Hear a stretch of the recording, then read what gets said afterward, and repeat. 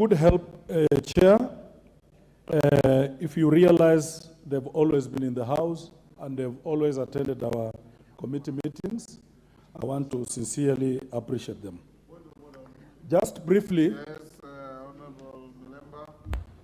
Oh, really not intentionally to interrupt. My friend was on the floor, but somewhat, Honorable Speaker, three previous honorable members whom you have given a chance to speak are continuously referring to you as chair. Then I noticed what is really happening. This is the Speaker of the National Assembly. We saw it with the earlier Speaker, Ma'am Ubara, Honorable, and it's also being repeated. Thank you, Honorable Speaker. Honorable Wamboka, you are the chair of your committee. I am not the chair of this parliament. I did say you are the chair. You did. Then I'm sorry, Chair. Despite being a first time, Honorable Speaker, Yes. I understand very well that you are the Speaker of this session, but thank you, Honorable Speaker, nevertheless. But you know, I share very many other forums with our Speaker, where he's the chair, so you will kindly bear up with me. Honorable Speaker, I will just touch on a few issues. I want to conclude in less than 10 minutes. On some of the 5 minutes. On some of the issues raised by honorable members, Mr. Makali, Honorable Makali, for instance, observed that some of our recommendations are very lenient. I come from a community that practices circumcision. And for the circumciser to be effective, the handler must also be very effective. In this case, Honorable Speaker, we rely heavily on, we examine books of the Auditor General. Yes, Honorable. That is where it begins. Order, there's a point of order. The mic. Mr. Speaker, I rise pursuant to Standing Order 87. Is it in order for Honorable Anami to bring issues of circumcision on matters that are very serious, that deal with public accounts, Mr. Speaker? What is the relevance between circumcision and what he has just presented? Because I listened to him very carefully when he was making his presentation. None of the institutions he made reference to conducts any sort of circumcision. So, Mr. Speaker, could the chair be relevant in his response to what the member said? In fact, I also listened very carefully to all the other members. None of them touched on circumcision, Mr. Speaker. Honorable Amboka. Honorable Speaker, There's a mic next to you. I don't want to disrupt the good doctor. Please give me the mic. The doctor can shift. And there you are. Honorable Speaker, I want to indulge the member. Just kindly listen to my presentation. It's about literature. It's about literature.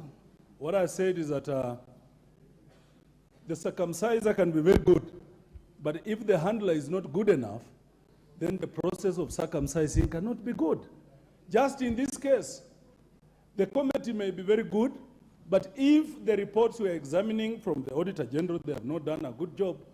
I mean, that's what I meant. Please understand, and next time don't interrupt unnecessarily. Honorable member. Honorable Speaker, I wish to address several pertinent issues raised during the debate which are critical to the performance of the committee. Firstly, on the instance of non-compliance with the sections of the Constitution and the PFM Act, I relate with the concern raised about certain officers not adhering to Public Financial Management Act. This is a serious matter that undermines the effectiveness of our governance system. To rectify this issue, we have recommended that the National Treasury supports various institutions with capacity building sessions to relevant officers, as well as facilitate secondment of officers to support these institutions, especially on matters related to financial accountability. This is one of the ways the committee is continuously working towards ensuring the future audit reports will not have glaring errors touching on non-compliance with the law. Honorable Speaker, future recommendations will give specific action to be taken against the various accounting officers who are found in breach of the articles of the Constitution, articles of the PFM Act, and the relevant laws that govern this country. And that way, every accounting officer will know that the Public Investment Committee is watching, Parliament is watching, the legislative arm is watching. Honorable Speaker, going forward, the committee has ordered for various inquiries into matters it feels requires in-depth investigations. This will zero down on the specific matters at hand, specific violations, and therefore the committee pronounces itself on specific actions to be taken against the relevant accounting officers. Honorable Speaker, on the matter of ethnicity, the committee recently met with the Public Service Commission to get their feedback on the steps they are taking to address ethnic imbalance, as well as shortage of staff as a result of factors like natural attrition. As such, the committee is looking into possible interventions to address this menace in public service. Honorable Speaker, it's also painful to note, I was listening to the Honorable MP County Turkana and my sister Honorable Wako Naomi. When they were crying, for instance, the MP for Turkana said, since independence, my sister, we've not had any CEO from the Turkana community. And I feel them. And I feel Honorable Naomi Wako. But you are in the government. I want to encourage you to use now your various forums to tell the President, William Ruto, to implement some of these things. Because I feel you. A Turkana is also a Kenyan. I feel you. A resident of Mandera is also a Kenyan. And therefore, we urge the government of Kenya Kwanza to be proactive, even in trying and helping some of its members of this House. Honorable Speaker, the committee also takes note of the issues of timeliness in the deliberation of its report. This has been rectified by splitting the PICs into 3 committees. And for the record, Honorable Speaker, my committee is dealing with the 96th agency. We've already tabled 2 reports. In the coming weeks, we are also going to table 2 other reports which are ready. So I think in terms of scoring our committee, we deserve an A, Honorable Speaker.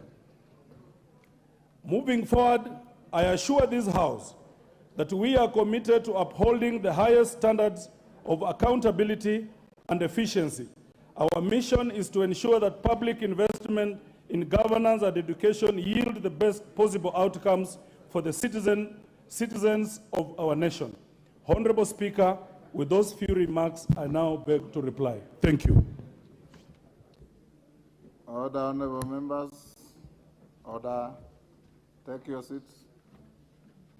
Honorable members, I now put the question, which is that this House adopts the report of the Public Investments Committee on Governance and Education on its consideration of the report of the Auditor General on the financial statements of state corporations, regulatory and governance agencies for the financial year 2018-2019, 2019-2020, and 2020-2021, laid on the table of the House on Tuesday, 20th June 2023. As members of that opinion say aye. Aye. Will those of the contrary opinion say nay? The ayes have it. We go back to order number 7. Order number 7, questions and statements.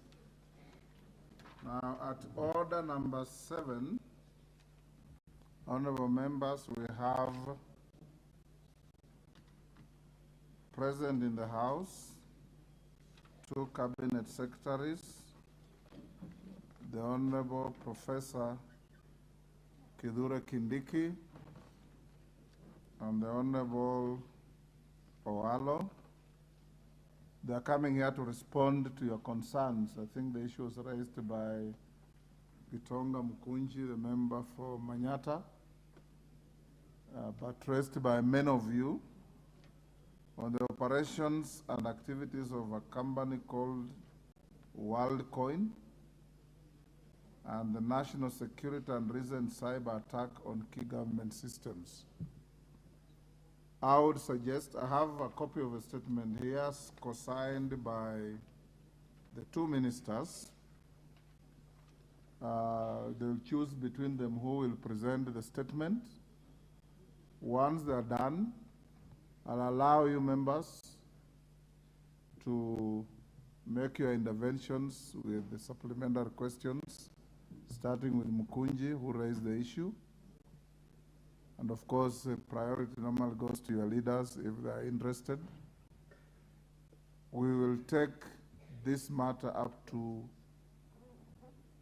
3:45, latest 4. Then we bring in the Minister for Defense, who is waiting to answer your questions. So the two ministers, who of you will have the first bite? Honorable Owalo, go ahead. Thank you, Mr. Speaker and honorable members, for granting us the opportunity to come and interface with you over this very pertinent issue in the interest of the Kenyan public. We are here pursuant to a query raised by the Member of Parliament for Manyata constituency, Mr. Speaker, the Honorable Gitonga Mukunji, who had sought for a statement from the Cabinet Secretaries, Interior and National Administration, and the Cabinet Secretary, Information, Communications and the Digital Economy, on the activities of the foreign data collection company, WorldCoin. Honorable Speaker, on the 3rd day of August 2023, the Honorable Leader of Majority Party issued a response. Consequently, it was directed that both of us, in our capacity as Cabinet Secretaries, attend the plenary to respond to the issues raised by the honorable members. We stand by the statement that was earlier on issued by Honorable Kimani Ichung'wah, Mr. Speaker, but over and above that, we further state as follows. On the question pertaining to whether or not the safety of the data collected by WorldCoin is secure, Honorable Speaker, we are glad to let the House know that the government has implemented the following strategies to ensure safe data management practices by both foreign and local entities, Mr. Speaker. One, the government has established and operationalized the Office of the Data Protection Commissioner in conformity to the Data Protection Act 2019, Mr. Speaker. Further, the government has undertaken development and publication of the data protection regulations as at 31st December 2021. The government has also been conducting regular inspections and audits of entities registered as data controllers, Mr. Speaker, and data processors, and also undertaking regular investigations on breaches of the Data Protection Act 2019. In the same vein, Mr. Speaker, the government has undertaken development and implementation of personal data training curriculum to enhance levels of compliance. And finally, on a continuous basis, the government has undertaken public sensitization on data privacy and cyber hygiene. In addition to the above, Mr. Speaker, it is worth noting that the Cabinet Secretary, Ministry of Information, Communication and the Digital Economy has constituted a committee to look into regulatory reforms informed by emerging technologies, including but not limited to digital currencies such as cryptocurrency, Mr. Speaker. This is informed by the fact that the operational environment is dynamic, and as factors in play in that operational environment change, it is also incumbent upon us as government, Mr. Speaker, to continuously look at ways and means of reviewing our policies, laws, and regulations in line with changes and emerging issues in the operational environment. On the second question, pertaining to who authorized the biometric data collection by WorldCoin and whether or not the correct procedures were followed, Mr. Speaker, authorization of biometric data collection based on the Data Protection Act, Mr. Speaker, the government registered WorldCoin on 18th April 2023 as a data controller pursuant to that act and other attendant regulations. An entity processing personal data, Mr. Speaker, is required to identify itself with the Office of the Data Protection Commissioner by registering with the office, Mr. Speaker. And pursuant to the Data Protection Act 2019, an entity should therefore make an application for registration as a data controller where it determines the purpose and means of handling personal data. Conversely, an entity will make an application for registration as a data processor where it handles personal data on behalf of a data controller based on a contractual obligation with the data controller. An entity, further, Mr. Speaker, may register as a data controller and data processor at the same time. Informed by the above, Mr. Speaker, an application for a certificate of registration only signifies that the entity has complied with Section 18 and 19 of the Act for purposes of registration. But it does not in any manner endorse an entity's compliance with the Data Protection Act or its subsidiary regulations, nor is it a valid license for an organization to operate in Kenya or authorize the operations of an entity. What we are trying to say here, Mr. Speaker, is that there is a divergence between mere registration and operationalization in conformity to the law. Registration does not imply that a company operating in Kenya has been given a blanket authority to behave in the manner that it deems appropriate. So, in terms of operationalization, there are attendance rules and regulations and even guidelines which, upon registration, an entity is expected to conform to.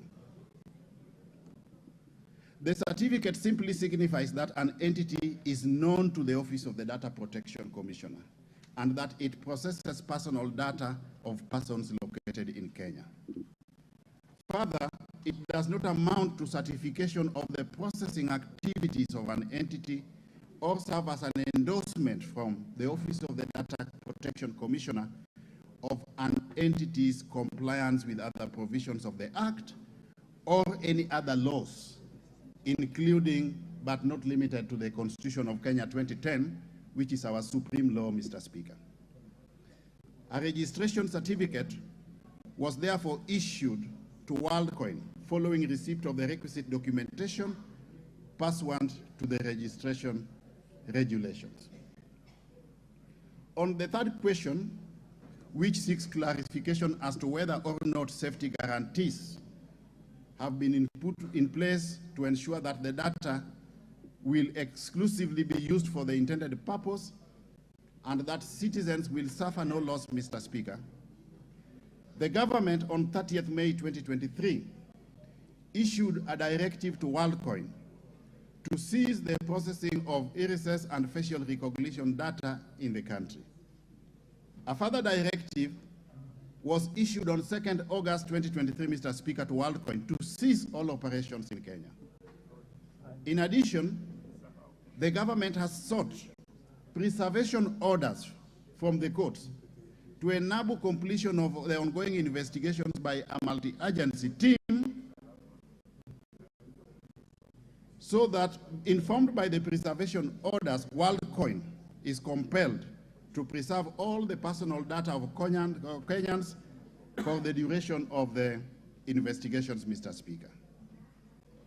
It is also important to note, Mr. Speaker, that prior to the aforestated, the Office of the Data Protection Commissioner established that the company had set up booths across the country to scan the irises of interested Kenyans in April 2022. And this was in anticipation of the launch of their cryptocurrency the week of 24th July 2023. Based on that, the Office of the Data Protection Commissioner commenced its assessment of the organization in May 2022. And in the course of this assessment, the office initially suspended the operations of WorldCoin for a period of 60 days, in which the company was to submit a data protection impact assessment in accordance with the Data Protection Act to enable the Office of the Data Protection Commissioner ascertain the lawful basis and safeguards adopted by WorldCoin. Subsequently, Mr. Speaker, the Office of the Data Protection Commissioner conducted a spot check in May 2023, and again raised concerns with the processing activities of the entity, and subsequently wrote to the entity in May 2023 directing immediate cessation of processing of sensitive personal data, namely irises, facial data of the data subjects. The office further directed that WorldCoin safely restrict the processing of any data that had already been processed, and advised the office of the safeguard placed on the restricted data, Mr. Speaker. On the next question, as to whether or not the government has established the ultimate objective of this exercise and for what purpose the data was being collected, Mr. Speaker, this is subject to the ongoing investigations. The government is currently undertaking investigations to establish the intended objectives of the exercise by WorldCoin. And based on the results of that investigation, Mr. Speaker, we'll remain ready and available to come back and report to the House in that regard. On the next question,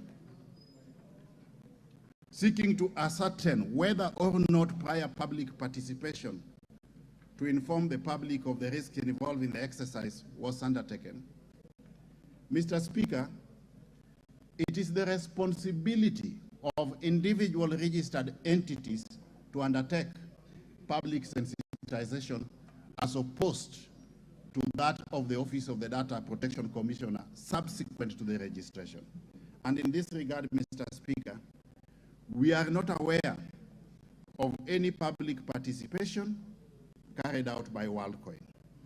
And consequently, the government has issued statements cautioning the public on the operations of WorldCoin in this regard, Mr. Speaker.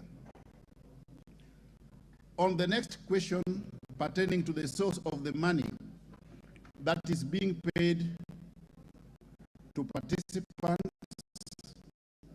who stand to benefit from the exercise by WorldCoin, Mr. Speaker, this again is one of the components of the terms of reference of the multi-agency team that is currently investigating the source of the money, Mr. Speaker.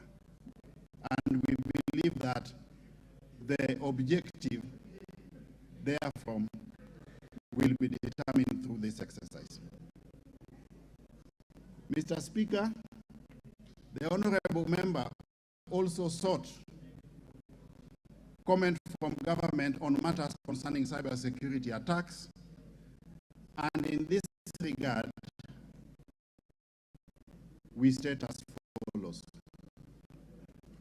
It is indeed true, Mr. Speaker, that the e-citizen platform was temporarily affected by a threat that rendered it intermittently unavailable for 3 subsequent days, Mr. Speaker.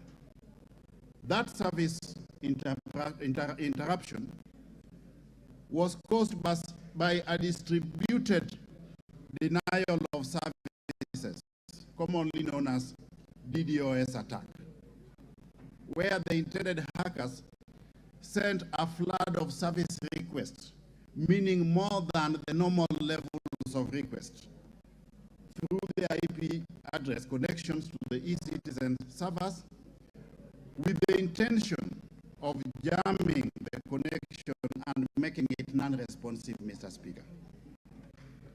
The government, through the Communications Authority of Kenya, Mr. Speaker, coordinates the Kenya National Computer Incident Response Team, which is a multi-agency cybersecurity monitoring center.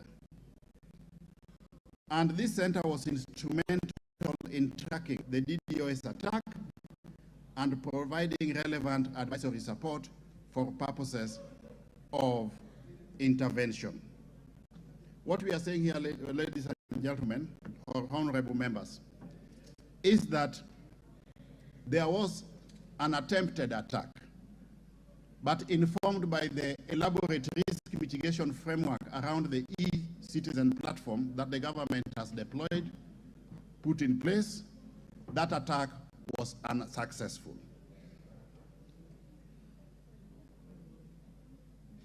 As we speak, Mr. Speaker, we are glad also to report that the e-citizen platform has now reverted back to optimal capacity utilization, and Kenyans are consuming the services as before or as envisaged.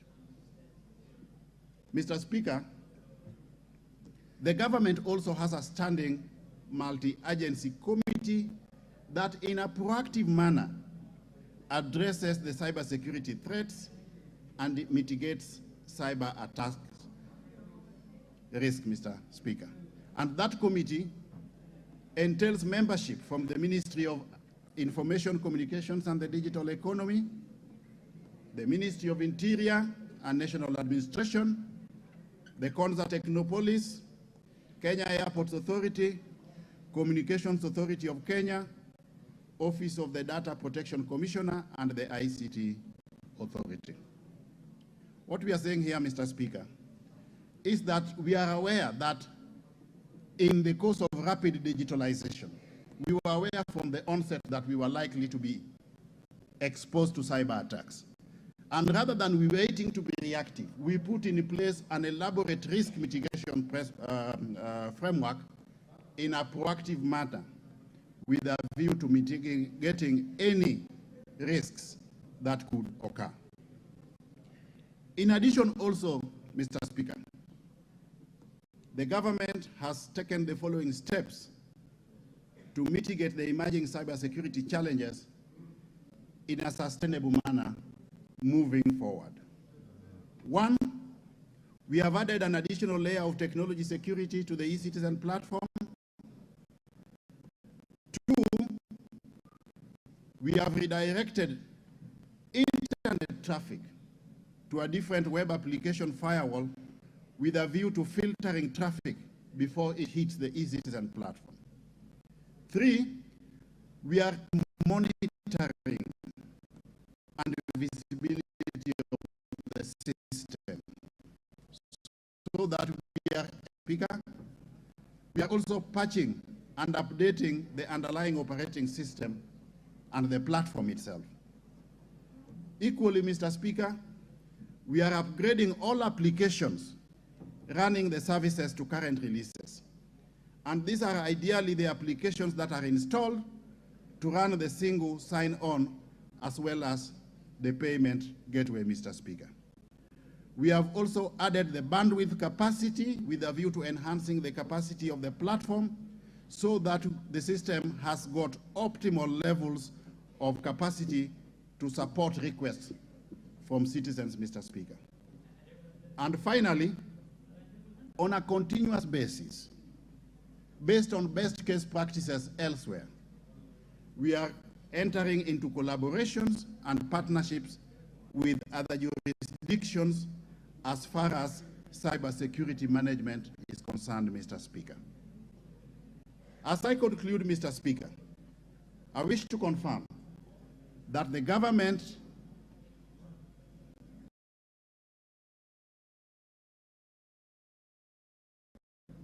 has put in place an elaborate framework to ensure that the e-citizen platform is stable and able to process and provide citizenry with the required services, as the government also continues to onboard services in line with our digitalization agenda. The net effect of this statement, Mr. Speaker, is that we will continue pursuing our digitalization agenda, while on a continuous basis, we are also ensuring that there is an elaborate risk mitigation framework to ascertain both data privacy and data security, Mr. Speaker. Moving forward, the government, in collaboration with other stakeholders, has proposed a review of our institutional framework in regard to cybersecurity so that we strengthen our cyberspace, including but not limited to the monitoring, evaluation, and reporting mechanisms, Mr. Speaker. We shall also continue to create cybersecurity awareness and capacity building at all levels of government and amongst the critical stakeholder segment of the Kenyan public. Thank you very much, Honorable Speaker. We submit. Right. Mukunji. Thank you, Honorable Speaker. You will note several interventions, then you will be called upon to respond. Thank you, Honorable Speaker. And I wish to say thank you to our CSs for that elaborate statement, capturing every question and statement we seeked as this House.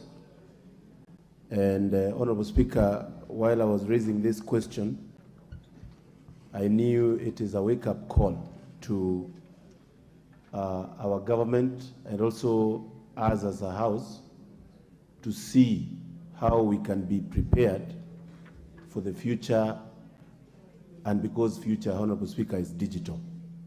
Honorable Speaker, I've listened keenly, and I feel the departments concerned are well prepared to handle these issues. And Honorable Speaker, there is always a risk when it comes to digitization. I've given you an opportunity to ask clarification.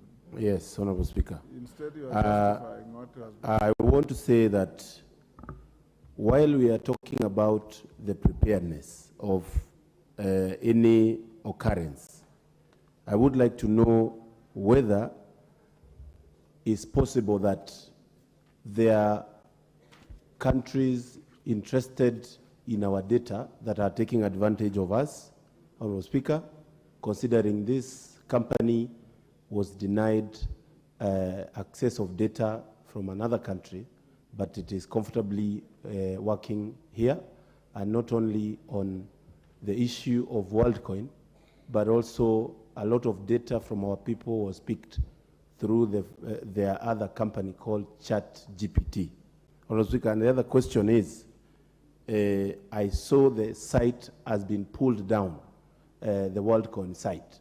I would like to know whether we can have the CS giving us more light on why the site shut down, and at the point of shutting down, what is it that they had, and was it stored in this country? Was it stored in the cloud servers, or have they gone ahead and checked on what is on their servers? The other question, Honorable Speaker, is the issue of the multi-agent preparation, multi-agent that the CS said he has prepared in terms of looking at the issues of attacks on cybersecurity.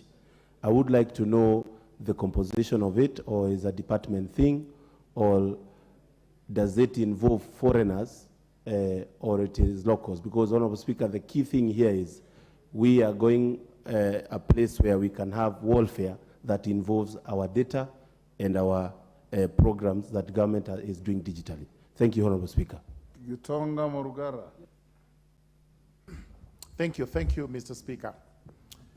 So, Speaker, on this particular day, we woke up to long queues on the roads. The roads were blocked, pathways were blocked, and there was brisk business at KICC. The question I have for the Cabinet Secretary is, was there a lapse in intelligence service? Because what these people were doing must have been advertised. That is how they got Kenyans to go and get the service. Now we are told there are investigations that are being done as regards what exactly they were doing. Was there a lapse in our intelligence service so that we allowed somebody to do what possibly was illegal when actually we ought to have known and we ought to have stopped them from doing it? Thank you. Thank you. And Minister, you also, from your statement, members raised serious questions last week. You say that the Data Protection Commissioner directed this company to cease operating in May. And on 2nd August, they were attracting phenomenal queues at KICC. Was there a lapse somewhere? Irene Mayaka? Thank you, Honorable Speaker. My question goes to the CS, Eli Dowalo. And I just want to ask, considering the interests are many, so you ask one. Yes, it's just one question. Considering the fact that the rest of the world is revolutionary from the 4th industrial estate to the 5th industrial revolution, and we are still backtracking in the country, what measures have you put in place to ensure that we are striking a balance between innovation in technology and just ensuring there's public safety in matters cryptocurrency and WorldCoin? And in relation to the fact that there's already sound alarm out there on different tech magazines on the issues and the risks associated with WorldCoin. So how are you going to balance the two? Thank you. Robert Mbui. Yeah, thank you, Mr. Speaker. On this matter of WorldCoin, I want to thank the ministers for coming up with quick answers, because this time is of the essence, because we must avoid condemning any investor without completing our investigations. Mr. Speaker, on the question of public participation, the CS has said that it is not the responsibility of the government agent to be able to carry out public participation, that it was actually a responsibility of the investor. And Mr. Speaker, I want to say that is outrightly wrong, because the Article 10 of the Constitution, which deals with matters public, indicates that one of the values and principles is public participation. So it is the responsibility of the government to have carried out public participation to understand what this institution was coming to do, so that they can be able to protect Kenyans in case there is anything that is out of the ordinary. But Mr. Speaker, my two questions, quick ones, is that sometime last year, I think there was a rejection in an application for licensing. And now later on this year, sometime in May, there was a license. What changed, between last year and now, so that they could allow the change? And then noting that technology changes, and technology is very volatile and very fluid. Is it possible that this data has already left the boundaries of this country, and that we are addressing matters that are already, overtaken by time? Thank you, Mr. Speaker. Thank you, Mboko Melemba. Thank you, Honorable Speaker, and thank you, the Honorable Ministers. On the dates of this happening, and let me thank the Minister for Interior for having stopped. But then it looked like a Pearl Harbor to you, because you didn't seem to have known that we would wake up and would have all those queues, not only at KICs, but everywhere. So how safe are Kenyans if you'll have those stopgap measures of such a happening of such a high magnitude, only for you to come in and stop? But above all, the two of you as ministers, why you've been called here as a duo, is that you seem to disagree on what exactly should be done on the matter concerning WorldCoin. Tell us, why did that come up? Thank you. I'll give to the Honorable Kaluma, then ministers, you respond to that, then we'll do another round. I thank you, Honorable Speaker. Honorable Speaker, Section 974 of the Companies Act require all foreign companies to be registered before they can do business in the country. And there is very heavy punishment because it makes it a criminal offense for such company, any foreign company to so act before registration.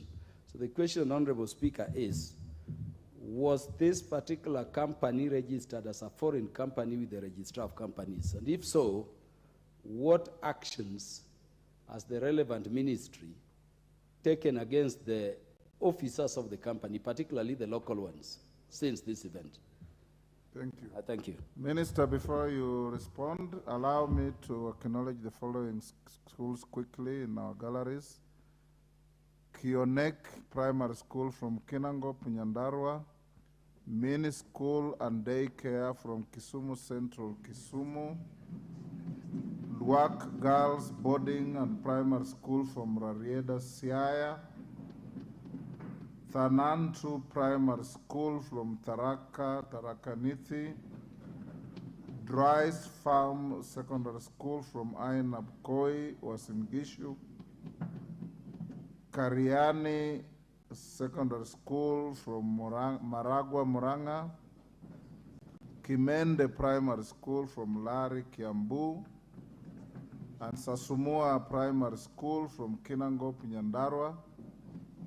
On my behalf and on behalf of all members of the House, we welcome the schools to Parliament. Minister.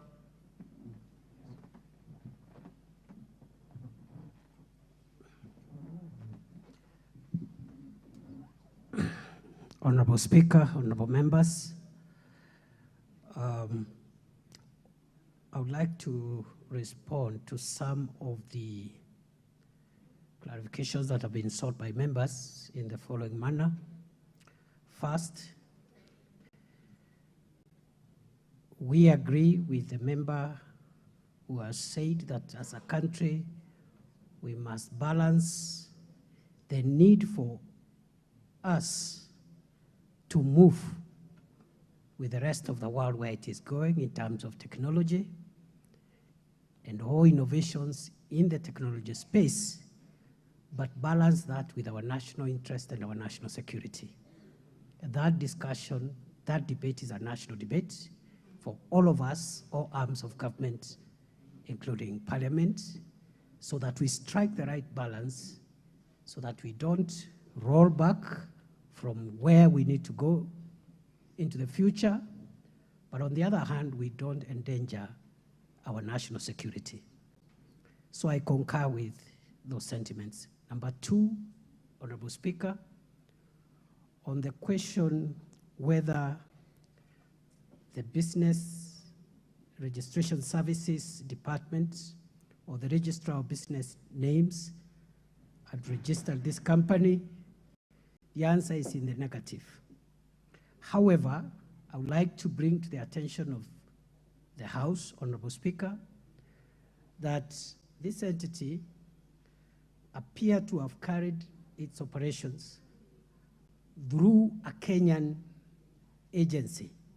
In other words, the company itself, although the company had been registered as a controller of data, the actual operations of processing data and harvesting data seems to have been coordinated through an agency, a properly registered business owned and managed by Kenyans. And I think that clarification would be important. Nevertheless, the fact that officials of WorldCoin visited Kenya, and so far we have established that they carried out certain activities around supervising what was going on, definitely implies liability on their part, whether or not the entity was involved directly or not. Number three, Honorable Speaker, it has been asked by one of the distinguished members of this House whether the intelligence knew, and I think two members, the member for Tharaka and the member for Emuhaya, they raised the question of intelligence. I would like to say again, just like the issue of balancing innovation and security, ordinarily security agencies do not interfere with businesses and operations and everyday activities unless there is reason to. When this company began its operations that attracted crowds, I think it was on a Saturday, reports were made, and the following day on Sunday, very early when we were doing our morning briefs from across the country, it was brought to the attention of the Cabinet Secretary for Interior that on the previous Saturday, there were these activities in 2 or 3 locations in Kenya. And we directed immediately that the activities associated with these people and this entity be put on the radar. They continued on Sunday, and a report again was made in the early morning briefs of Monday. And by then, it was in our determination by that time, we had formed the opinion that the activities of this company could not continue. And that's why when they did the third activity at KICC, we did not even allow them to go. And again, in answer to the concern raised by the member for Tharaka, it was not necessary to stop people from assembling, but it was necessary for us to stop people from committing crime. And we stopped and asked and dispersed that congregation on that day, and the rest is history. The following day, again, based on the daily reports, we were very clear that these people could not be allowed to continue with what they are doing. In other words, Honorable Speaker, from where I sit as the Interior Minister of the country, I'm satisfied that we were cautious enough without disrupting business and people's activities, and we acted timely and timeously in our view. Lastly, so that the other issues can be responded to by my colleague, the CS for ICT, on the issue as to whether perhaps there's anything else we could have done. I think there was a general feeling that perhaps the government could have acted faster. I would like to say that generally we've made very good progress, and we were able to freeze at the point where the red flag was raised. We have frozen the movement of any person, whether Kenyan or foreign, associated with that activity. And we are on our radar, all the people associated with this enterprise, with this entity, even those who are abroad, and we are using our legal instruments on mutual legal assistance to ensure that those people, as is likely to be the case, will be held accountable. We believe, without preempting the investigations where we are, Mr. Speaker, I would like to inform the House and the country that we believe that crimes have been committed.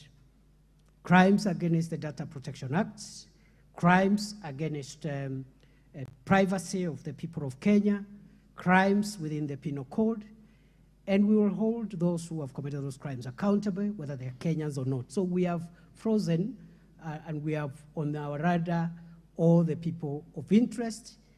Some of them, especially the local ones, have recorded statements.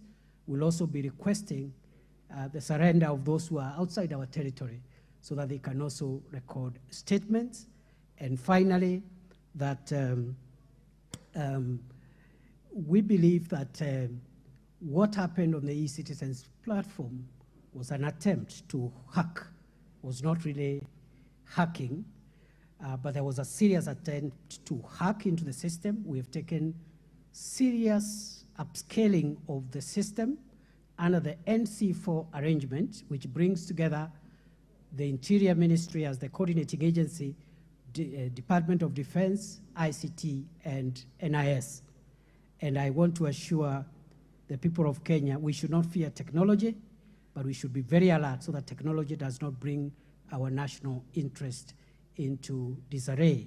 So, Honorable Speaker, I think there is no cause of alarm on both issues, the WorldCoin issue, the issue of the attempted hacking into our e-citizen platform. We are alert and we remain amenable to the input of Parliament so that we can improve our systems and serve our country better. I thank you, Mr. Speaker. Eliud Owalo, you have something to add? Yes, Mr. Speaker, just a few more pertinent issues to clarify to honorable members. Honorable Omboko Milemba alluded to a possible difference in the stance taken by myself and my colleague from the Ministry of Interior. I want to state that at no point in the course of this episode has there been a discordance between the position I took and that of the CS responsible for the functional mandate of Interior and Security. What I did state one morning during a TV interview was that at the point when WorldCoin was being registered, they had met the threshold, the prerequisites necessary for purposes of registration. There's a difference between the bare minimum requirements that you need to possess for purposes of registration and conformity to the attendant rules, regulations, and operational guidelines. Mr. Speaker, mere registration is not a blanket certificate for non-conformity to the operational rules and guidelines. And this is why, on a continuous basis, upon registration, there are mechanisms through which government monitors the conformity or otherwise to the attendant rules and regulations. But I did also state that morning that there were investigations going on. In the course of operationalization, certain issues had emerged. And as government, we were looking at issues pertaining to conformity to the set rules and guidelines. There were issues pertaining to security. There were also issues pertaining to policy, laws, and regulations, which we were attending to as government. And in the course of that very day, government was going to take action. And that is exactly what my colleague, CS Professor Kithure Kindiki, did in conformity to what I had stated earlier on. Two, Mr. Speaker, was the issue of whether or not foreigners could be interested in our data. Granted, data is the new oil, and we cannot block our eyes from the possible interest in our data by foreign entities. But I believe that as we speak, that is subject to the ongoing investigations, and at the tail end of that exercise, we will be able to ascertain the authenticity or otherwise of those fears pertaining to foreign interest in our data. And once that is done, we will make that information available to both Parliament and the larger Kenyan public, Mr. Speaker. As we speak, it is subject to the ongoing investigations. I believe those are the two other issues that, on the issue of innovation and security. Mr. Speaker, innovation is constant in the world of today because we are operating in a dynamic operational environment where technology is the in thing, technology is in the horizon. Kenya as a country cannot be an exception. What we need to do is to ensure that as we innovate, as we embrace technology, we are also simultaneously ensuring that we don't expose the country unwarrantedly to possible cyber attacks. And this is why we are putting in place an elaborate mechanism, risk mitigation framework, to ensure that as we digitalize our records and digitalize our services, we are not exposing ourselves to cyber attacks, but conversely, we are putting in place an elaborate risk mitigation framework. The issue of the composition of the multi-agency team, that team entails membership from various facets of the Kenyan government, Mr. That Speaker. has been answered by Kindiki. Thank you. Dido Raso.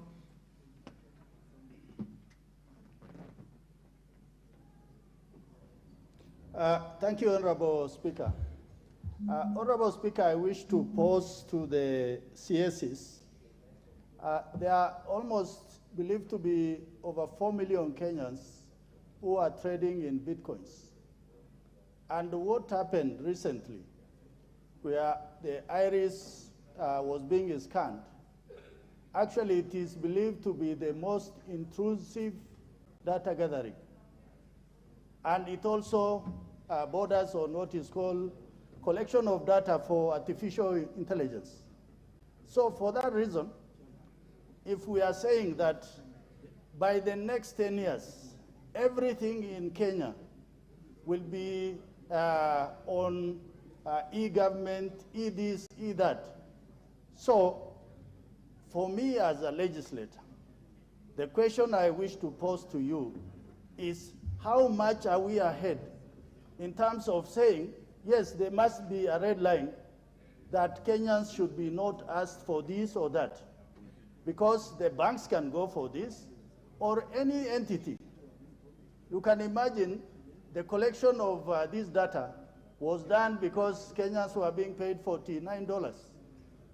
And I think that is really absurd. So for that reason, the Minister for ICT, tell us on the issue of artificial intelligence, and that Kenyans are not being used as some sort of data collection entity for a specific reason, much beyond business. Thank you, Mr. Speaker.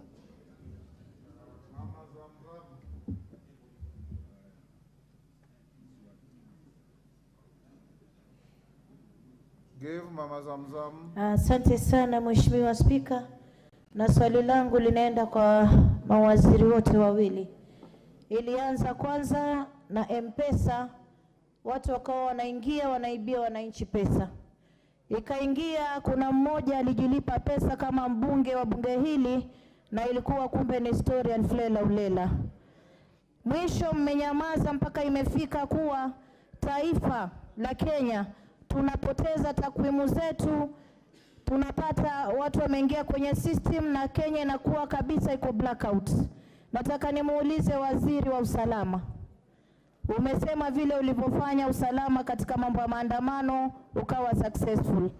Mimi nataka nikuulize katika data ya Kenya ambayo ni muhimu, manake hata Shakahola pia ilikupata off guard, na hii pia imekupata off guard. Unaweza kuambia nini wa Kenya mwaka mzima ambao umemaliza kuwa usalama wa Kenya uko thabiti katika mikono yako? Asante sana. The member for Kimilili.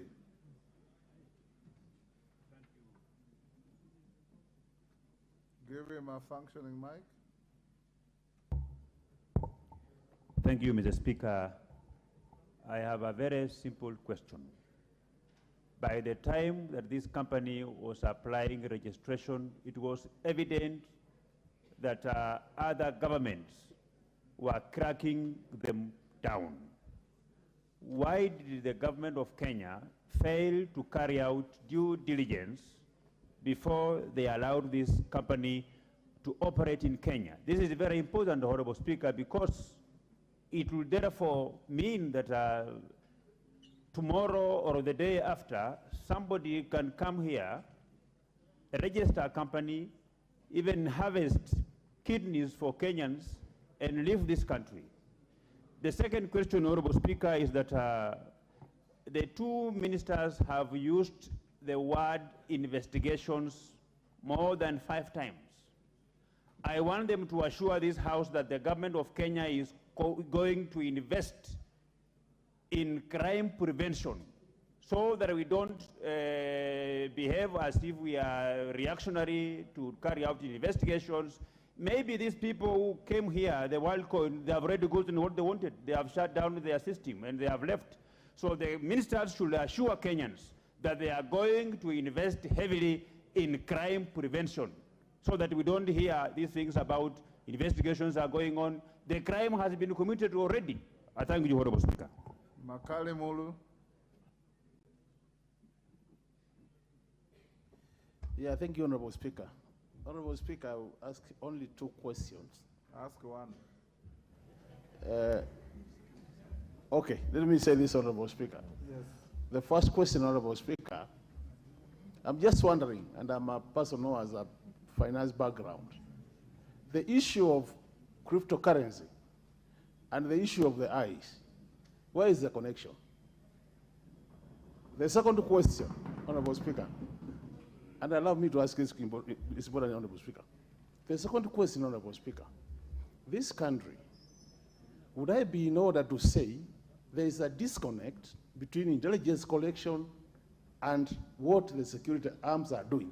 Because I see us being reactive instead of being proactive. Thank you, Honorable Speaker. Thank you. Member next to Kamket. Member for Kajiado North, yes. Give him the mic.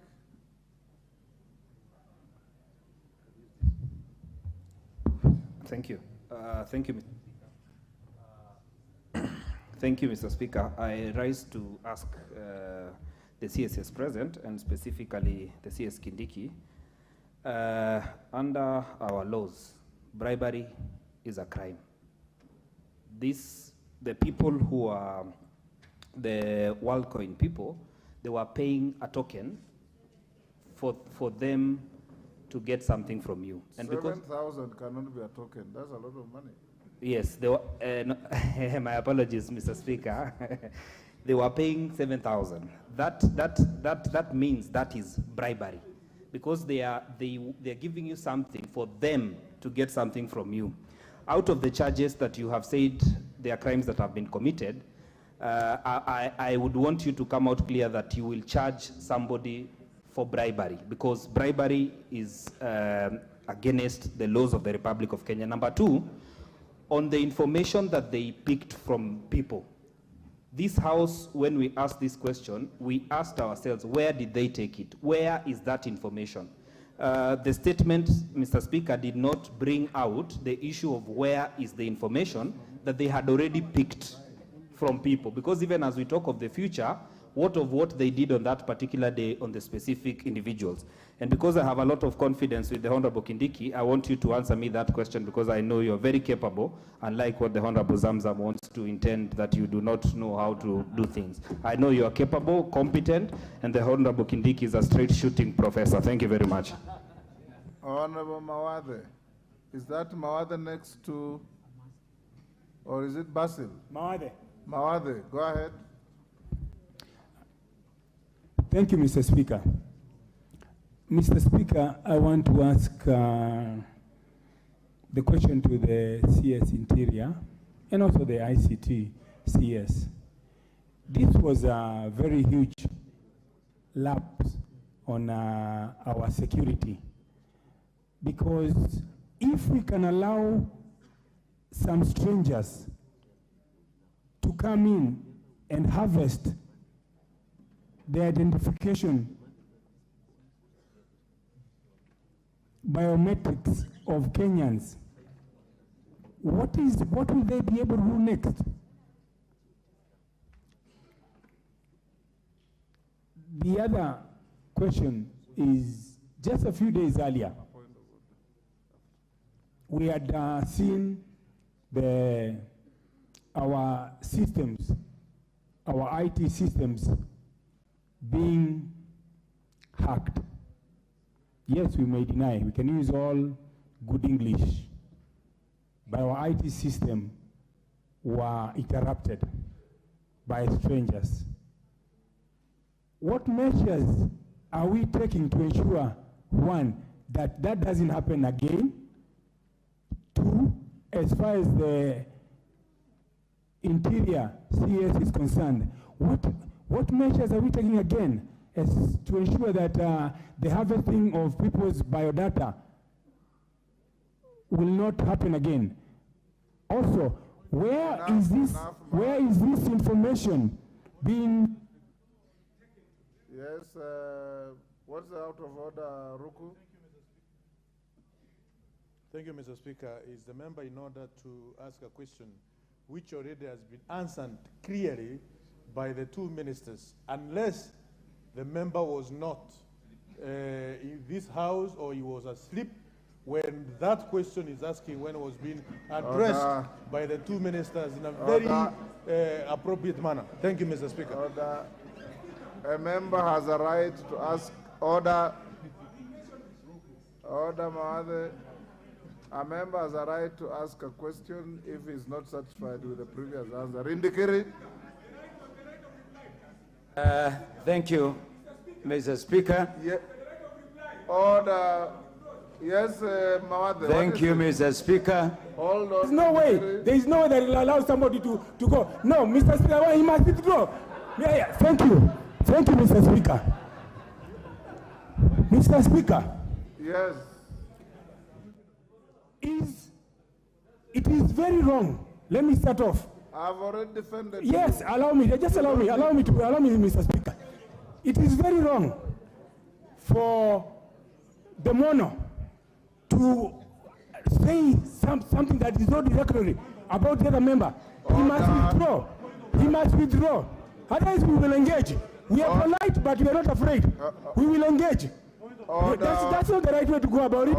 He must. Sit down. Honorable Mawade. Order.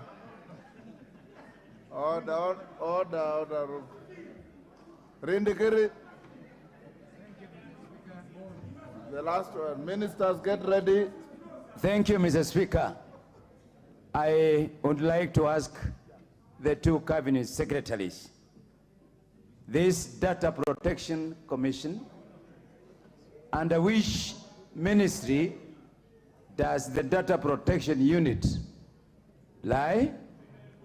And two, the Data Protection Unit has been carrying out investigations on the activities of the matter at hand.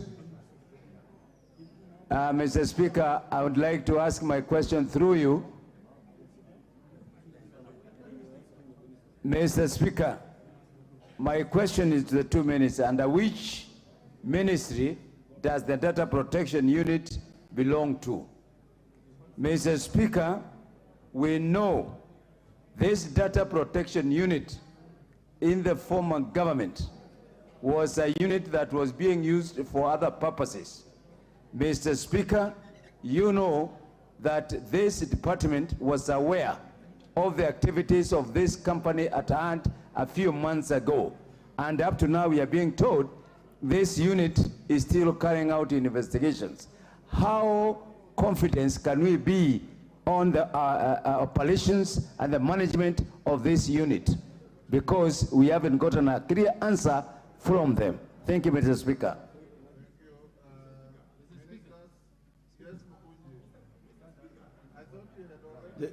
Honorable Speaker, there is one question that I asked that have not been answered.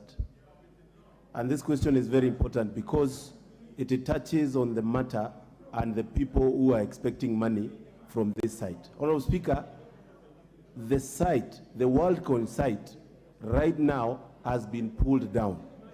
And this site, Honorable Speaker, is the one that is holding the 7,000 that these people who scanned their irises are expecting that money.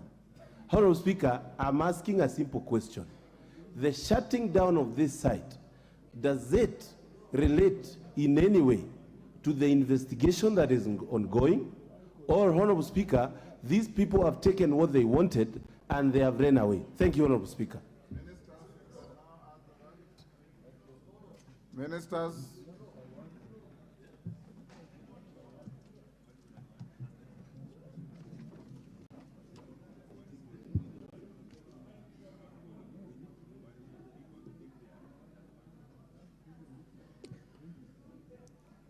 Honorable Speaker. Order, Honorable Mawade. Why is your hand up in the air all the time? Honorable Speaker, in response to the question whether the country is safe, Mr. Speaker, I want to assure the House and the country that Kenya is safe. I also want to add that as we go towards a technological world, we must, as a nation, be alive to the fact that the risks that exist in the physical space are the same risks that exist in the digital space. So one of the reasons why perhaps this particular threat that we experienced looks a bit unique is because this is a new space. And Mr. Speaker, I want to prepare the country that even as we go towards embracing technology as we must be alive to the fact that there are risks in the digital space of an equal nature, if not greater, than the risks in the physical space. Honorable Speaker, another concern or supplementary issue which has been raised is the need for us to clarify whether we are prepared to deal with the risks in the digital space in the same manner as we have dealt with other threats to our national security. Mr. Speaker, sir, I confirm in the affirmative that the government will deal with all threats to our national security wherever they arise from, whether from the physical space, the digital space, from the technology space, or any space whatsoever. And therefore, this is a serious threat just like terrorism. It's a serious threat just like banditry. It's a serious threat just like trade in narcotic drugs and psychotropic substances. It is a threat just like those who want to intimidate us to use politics to commit crime. We will be firm with all threats to our national security wherever they arise.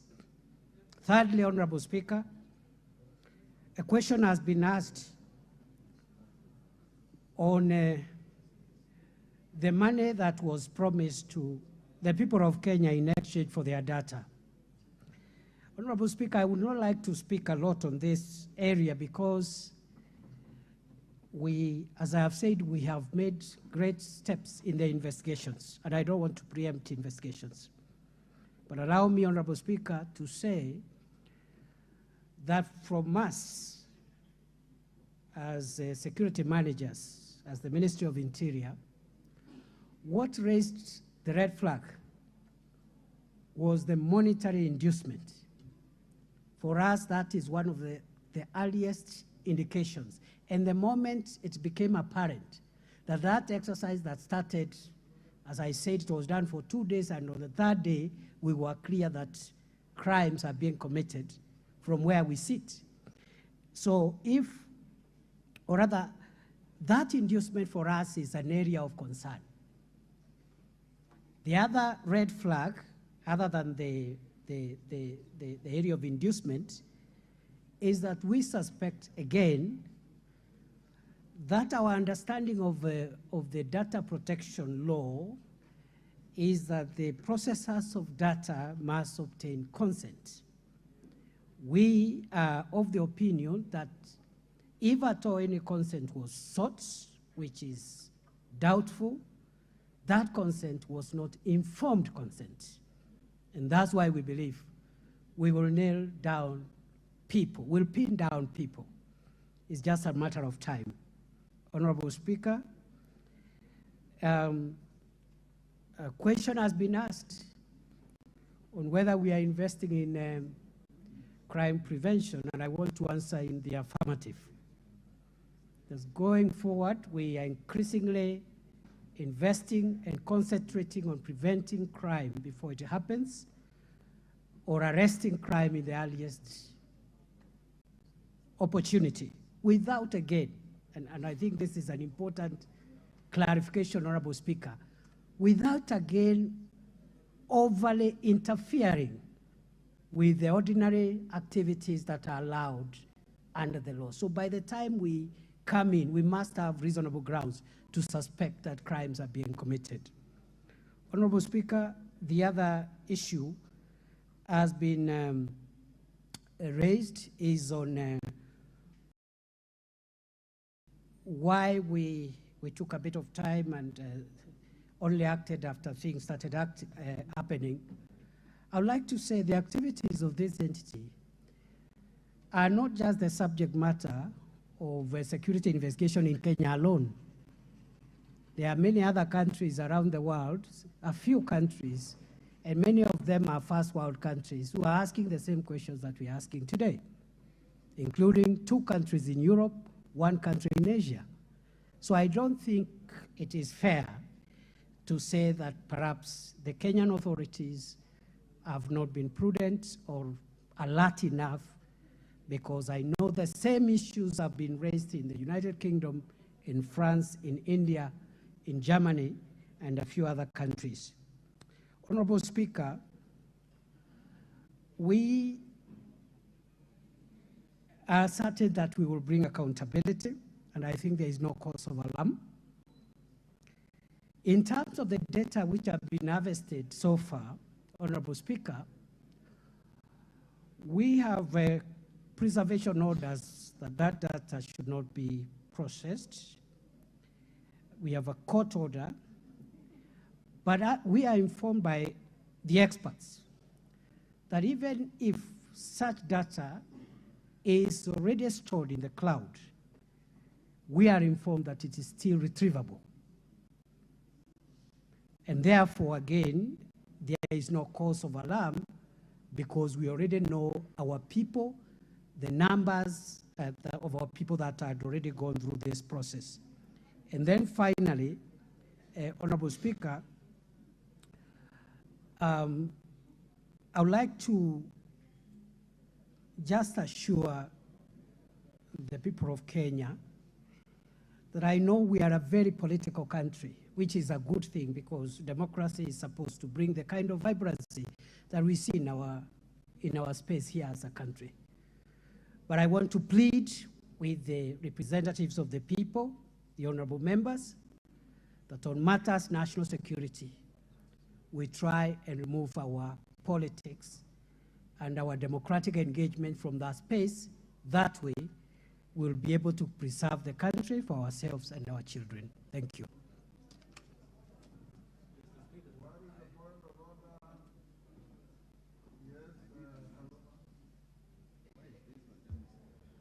Speaker, I'm concerned that the cabinet secretaries are not treating this matter with the seriousness it deserves. Instead of getting responses as representatives of the people, we are getting lectures on things we know and the basis upon which we raised this issue with you. Honorable Speaker, I asked a simple question: whether this company as a foreign company is registered. And the Cabinet Secretary for Interior is saying it appears to be registered. The Cabinet Secretary in charge of ICT is saying it is registered, they are dealing with operational issues. Could we know? Because there is a legal consequence to a foreign company doing business in the country if they are not registered. In which case, Honorable Speaker, even before we check what they are doing with the data mined, the foreign agents of the company should be in court, and the fine is prescribed in Section 974. Not lectures on democracy, what people should do. Honorable Kaluma, I thought the minister had earlier said that the WorldCoin Group are not registered in Kenya, but they have local collaborators. Isn't that what you said? Yes. So your pursuit should be, who are the local collaborators? Are they going to be charged with conspiracy to commit crimes and all those other chains of criminal activities? And I think that is up to the minister to answer. Owalo, can we hear from the second minister before, unless it's a serious point of order? Yes, Honorable. Yeah, thank you, Mr. Speaker. I just arise on a point of order because, you know, the House has allowed the CSS to come and answer matters of concern to Kenyans. But the CS of Interior has just told us that he does not want issues that are political. Now, when members of this House ask questions, they're obviously political because we are representatives of the people. And I think that's what the Honorable Kaluma has alluded to. Instead of giving us a lecture, kindly just respond to our questions because there's no politics other than our representation of the people. Mr. Speaker, kindly guide the minister. Zamzam, are you also on a point of order? Mheshimiwa Spika, mimi swali langu lilikuwa tu dhahiri kuwa Kenya tuko katika hali tata ikiwa anga zetu zitakuwa zimeingiliwa. Na mheshimiwa pale alinikosoa akaweka kama ambayo namdhulumu yule minister, ni yale waliosema rais wa taifa hili kuwa hawa ministers kuna vitu vingi hawavielewi. Mimi nimeuliza hii security ya nchi yetu iko sawa katika mikono yake kwa vile tumeingiliwa sana? Yeye amekuja anazungumza mambo ya siasa. Hapa si siasa kwa sababu hata mimi akaunti yangu pia ilikuwa hacked. Ndio maana nauliza, si masala ya siasa. Owalo, we can't have endless chains of points of order. Mr. Speaker, I think we had already indicated earlier, and I want to repeat, that WorldCoin as an entity is not a legally registered company in Kenya. Through the registrar, the Business Registration Service. But it is registered as a data collector. In terms of operationalization, WorldCoin has been undertaking its activities through a different entity which is registered in Kenya. And it's on the basis of this. Owalo, the issue that Kaluma was asking is, if this entity is not registered, yes, why did you allow an entity that has no legal status to start collecting data from Kenyans? I think that is the big question. The issue here, Mr. Speaker, we have got many... And hand in hand with that, so that we save time, because your colleague is waiting behind there, you should also answer Makali Mulus. And I, as the Speaker of this House, went and also did some research on Bitcoins. And there's nowhere in the world I found that to trade in cryptocurrency, you have to have your iris mined by any company. So that is also something that should assure Kenyans and members of parliament. Mr. Speaker, WorldCoin was registered in Kenya as a data collector, not courtesy of the Business Registration Service. The prerequisites for purposes of registration as a data collector does not include or does not entail being registered as a company operating in Kenya. We are dealing with the digital space in this instance, Mr. Speaker. And there's many other companies operating in Kenya which are not legally registered by the Business Registration Service. The other issue was on the Office of the Data Commissioner, Mr. Speaker. The Office of the Data Protection Commissioner, for purposes... Yes, Naomi Wako, what is your point of order? Thank you. All the minister. Thank you, Mr. Speaker. I just want to know why they have allowed them to collect our data. Simple. Yeah. Minister, that is the bottom line, Minister. Can we be a bit patient so that I do justice to this issue? Okay. The company that has been give collecting the minister data. an opportunity to answer. You have asked him questions, let him answer. The company that has been collecting the data in Kenya is not WorldCoin. It is a surrogate of WorldCoin, Mr. Speaker. And these people have been apprehended by the security agencies. Two, the Office of the Data Commissioner, Mr. Speaker, operates under policy guidance from the Ministry of Information Communication and the Digital Economy.